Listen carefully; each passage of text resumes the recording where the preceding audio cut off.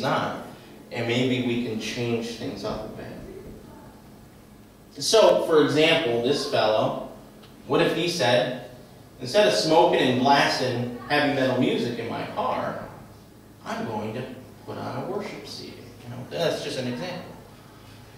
So what is it in our routine that we could just challenge ourselves just a little bit to, instead of partaking of those things? I don't know yet, but it's a thought that I'm just chewing on right now.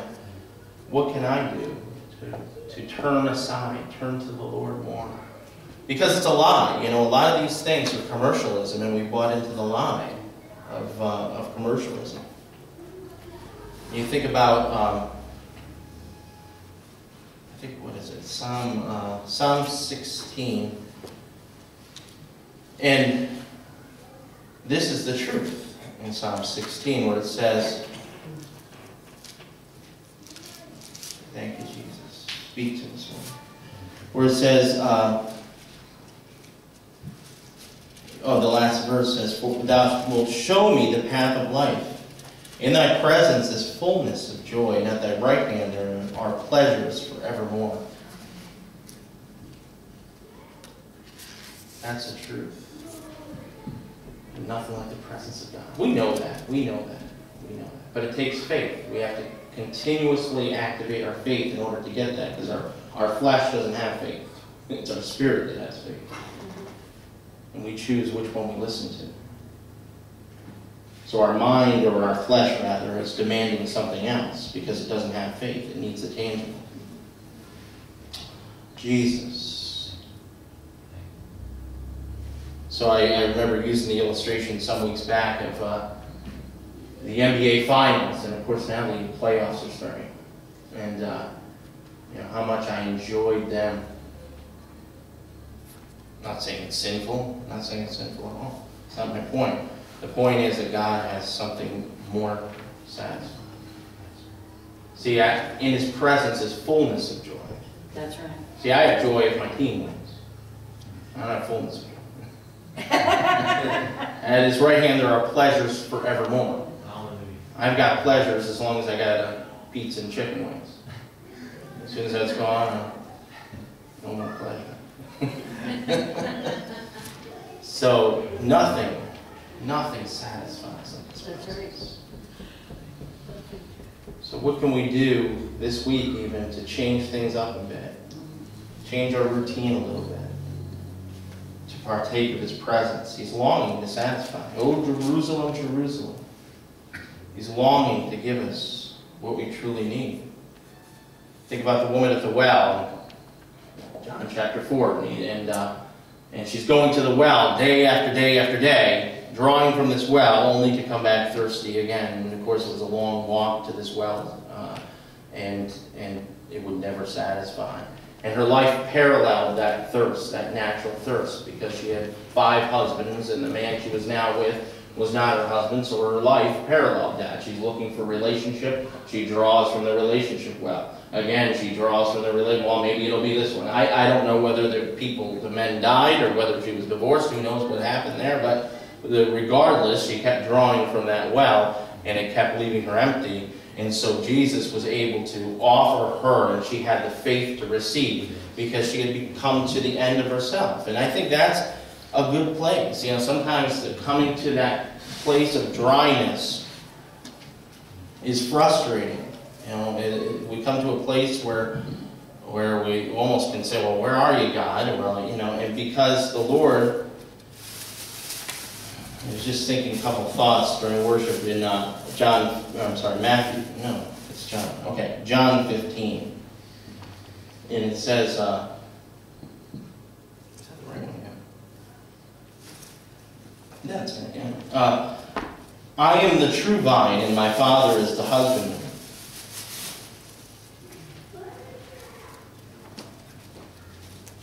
Every branch in me that beareth not fruit, He taketh away, and every branch that beareth fruit, He purgeth it, that it may bring forth more fruit.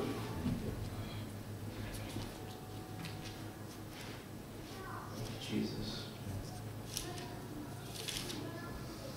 Before I go any further, I just had a thought. thought I wanted to say happy birthday to Mama Corella. I just learned it was her birthday.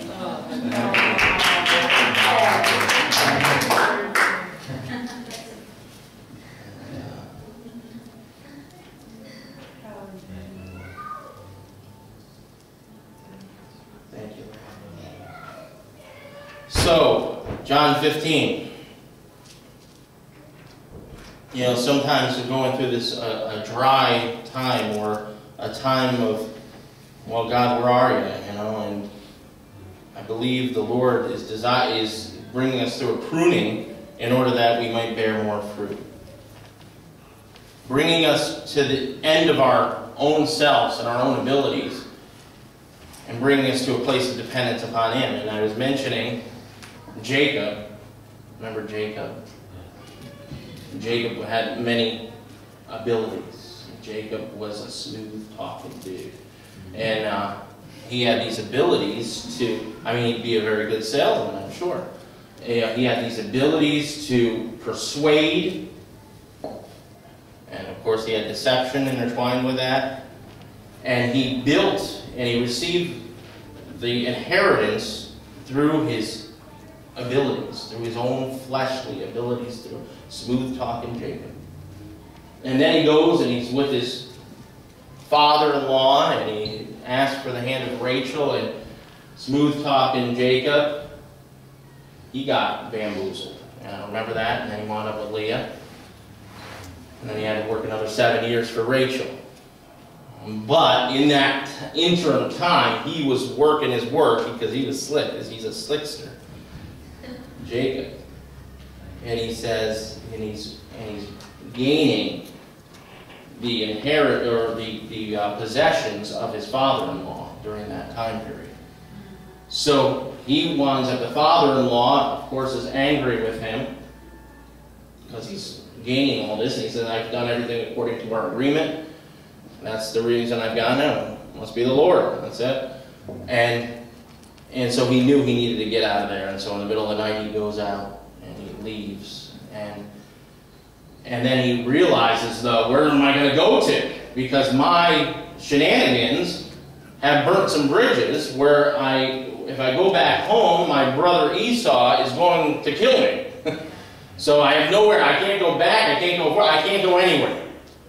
So all these possessions, his family, children, everything that he had, the great wealth that he built through his slick talk, now all of a sudden means nothing.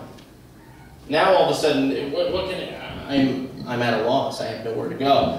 And so he comes to a river, and he takes all of his possessions and he works out a strategy and puts them across the river.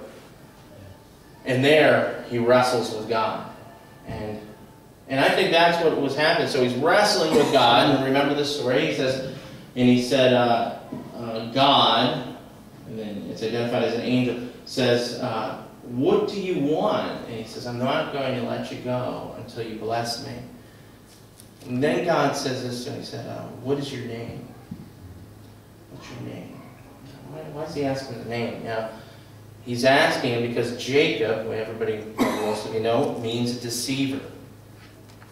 He's asking him to come and admit what he's relied on before, his slick talk, his conniving ways.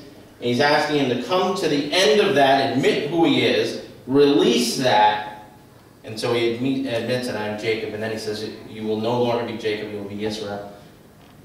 And of course, during this wrestling match with God, Jacob winds up with a dislocated hip.